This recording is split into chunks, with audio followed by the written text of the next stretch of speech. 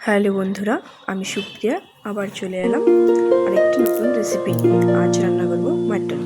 তো দেখো আমি কিভাবে রান্না করি। প্রথমে তেল দিয়ে দিলাম, তেল গরম হলে ফোড়নে দিয়ে দিলাম তেজপাতা, জিরে, পেঁয়াজ।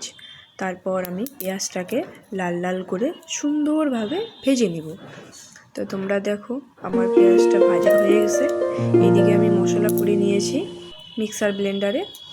আদা, রসুন, পেঁয়াজ, শুকনো লঙ্কা, কাঁচা লঙ্কা, ধনে গুঁড়ো দিয়ে আমি আবার কাশ্মীরি লঙ্কার গুঁড়ো দিয়ে দেব, একটু কালার সুন্দর আসবে। তারপর আমি ম্যারিনেট করা মাংস সাথে আলু দিয়ে আমি খুব সুন্দর করে নেড়ে চেড়ে ভেজে নেব। স্টিম কমিয়ে আস্তে আস্তে ভাজবো যাতে মাংসটা না লাগে আর কষানোটা খুব সুন্দর হয়। তো তোমরা দেখতেই পারছো কি সুন্দর কালার আসছে। তারপর নেড়ে চেড়ে আমি দিয়ে দেব একটুখানি টমেটো সস। কাঁচা টমেটো থাকলে দিতে পারো যারা যারা ভালোবাসো। তো আমার কাছে ছিল না, তাই আমি টমেটো সস দিয়ে দিয়েছি। তারপর ভালো করে কষিয়ে আমি দিয়ে দেব ঝোল। তো তোমরা দেখতেই পারছো আমার মাংসের রেসিপি রেডি, কি সুন্দর। তারপর ধনেপাতা কুচি কুচি করে দিয়ে দেব। তারপর আবার আরেকটি রেসিপি শুরু করব, সেটা হচ্ছে ফ্রাইড রাইস। তো তোমরা কিভাবে ফ্রাইড রাইস রান্না করো জানিও কিন্তু। তারপর আমি একটুখানি তেল আর কিছুটা পরিমাণে ঘি দিয়ে দেব। ওভেনটা স্টার্ট করে দিলাম। তারপর দেখো কিছুটা পরিমাণে ঘি দিয়ে দিয়েছি। এরপরে আমি দিয়ে দেব তেজপাতা, লবঙ্গ, জিরে। তারপর কিছুটা পরিমাণে তেল দিয়ে দিয়েছি, গরম হয়ে গেছে।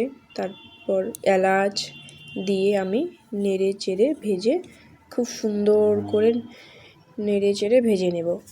তারপর আমি এইদিকে ভেজে গাজর, ক্যাপসিকাম, মটরশুঁটি, বিনস এইসব কেটে রেখেছি সুন্দর করে ধুয়ে। তারপর আমি গাজরটা ভাজতে থাকবো। গাজরটা কিছুটা পরিমাণে ভাজা হয়ে গেলে তারপর আমি এখানে অ্যাড করব বিনস। তো তোমরা দেখতেই পারছো আমার গাজরটা খুব সুন্দর ভাজা হয়ে গেছে। তারপর আমি এখানে বিনস দিয়ে দেব। তারপর একে একে মটরশুঁটি দিয়ে দেব। সব কিছু দিয়ে সুন্দর করে ভেজে নেব। আর আমার বরমশাই বলতেছিল ফ্লেভারটা কিন্তু খুব সুন্দর আসছে এখানে। তোমার ঘি দেখতে হবে না রান্নাটা কে করছে, যেমন তার কথা তেমন তার কাজ। তো তোমরা দেখতে থাকো আমি কি করি।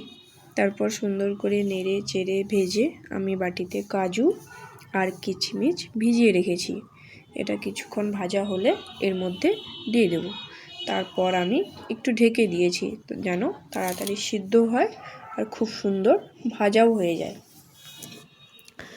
তারপরে ভেজানো কাজু আর কিশমিশ দিয়ে দিলাম।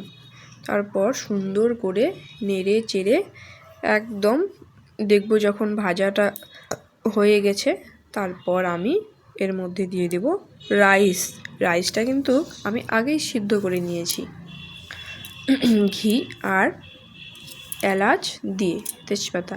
তো তোমরা দেখো আমার ফ্রাইড রাইস কিন্তু রেডি হয়ে গেল। তারপরে একটু কিছুটা ঘি দিয়ে নেড়ে চেড়ে দেব।